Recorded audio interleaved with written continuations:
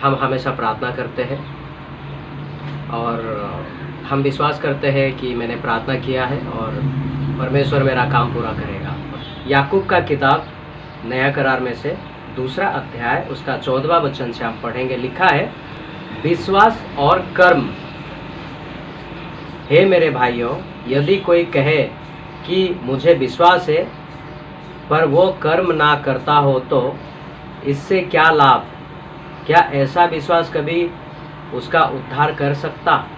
यदि आप घर पे बैठकर प्रार्थना करके कहे मुझे विश्वास है, मैं काम पे नहीं जाऊंगा, मुझे महीने का 10,000 15,000 सैलरी मिले, तो ये हो नहीं सकता। विश्वास भी यदि कर्म सहित ना हो तो आपने स्वभाव में मरा हुआ है। आप अगर काम ना करें तो विश्वास करने का मतलब उम्मीद रखने का नहीं आप। पर हे निकम्मे मनुष्य, क्या तू ये भी नहीं जानता कि कर्म बिना विश्वास व्यर्थ है? बाइबल में वचन कहता है निकम्मा, ये उस इंसान को कहा जाता है वो कर्म भी नहीं करता और सिर्फ विश्वास रखता है, नहीं मेरा परमेश्वर है वो मेरा काम करेगा। मेरा परमेश्वर इजराइलों को समंदर 2 भाग करके उनको रास्ता दिखाया था, वो मेरा भी काम करेगा। वो इजराइलों को इसीलिए कराया था कि वो देख के भी नहीं देख पाते थे, वो सुनते भी नहीं सुन पाते थे, उनकी आँख और कान होते हुए भी वो अनसुने अनदेखा हुआ करते थे। दानियल के तीनों दोस्तों को जब उनको धधकती हुई आग में डाल दिया तब उन्होंने कर्म किया। कौन सा कर्म? राजा को पलटकर जवाब दिया कि हे राजा, हम तेरी मूर्तियों की पूजा नहीं करेंगे। जब उन्होंने पलटकर जवाब दिया वो उनका कर्म था और विश्वास ये था कि वो धधकती हुई आग में परमेश्वर ने उनको बचाया। तो विश्वास कर्म बिना मरा हुआ है। जब हमारा पिता अब्राहम ने अपने पुत्र इसहाक को वेदी पर चढ़ाया तो क्या वो कर्म से धार्मिक ठहराया? जब अब्राहम ने अपने बेटे इसहाक को बलिदान के लिए वेदी के ऊपर चढ़ाया तो क्या उसने कर्म नहीं किया?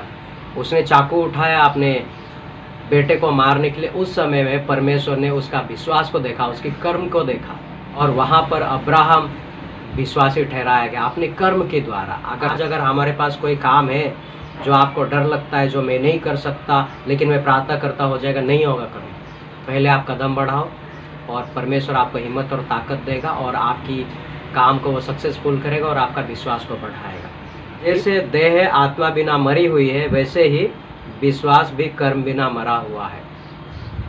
आत्मा हमारे शरीर में नहीं रहेगा तो शरीर मरा हुआ है और हम काम नहीं करेंगे तो हमारा विश्वास भी मरा हुआ है। मैंने बहुत सारे भाई बहनों को देखा है, वो सारी चीज़ें परमेश्वर पे सौंप देते हैं। क्या हमारा कोई फ़र्ज़ नहीं बनता कि हम कुछ काम करें? परमेश्वर ने हमें हाथ पैर दिए, बुद्धि ज्ञान दिया है, बहुत सारी चीज़ें उन्होंने हमें दिया है। क्या हम वो करके हम धार्मिक नहीं ठहर सकते?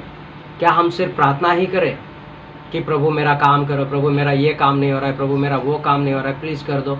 जब आपके हाथ में है कि आप कदम उठाए तो वो काम हो सकता है, वो काम सफल हो सकता है, तो आप कदम क्यों नहीं उठाते? बहुत सारे भाई बहन हमेशा यही कहते हैं, नहीं नहीं हम तो प्रार्थना करते हैं, सुबह शाम प्रार्थना करते हैं, परमेश्वर के साथ लगे हैं, परमेश्वर हमारा काम पूरा करेगा। जब आपको परमेश्वर ने सारी अपॉर्चुनिटी दी है, सब कुछ आपको दिया है, तो आप काम क्यों नहीं करते? कठिनाई भी होगी, उस कठिनाई में परमेश्वर आपको साथ देगा।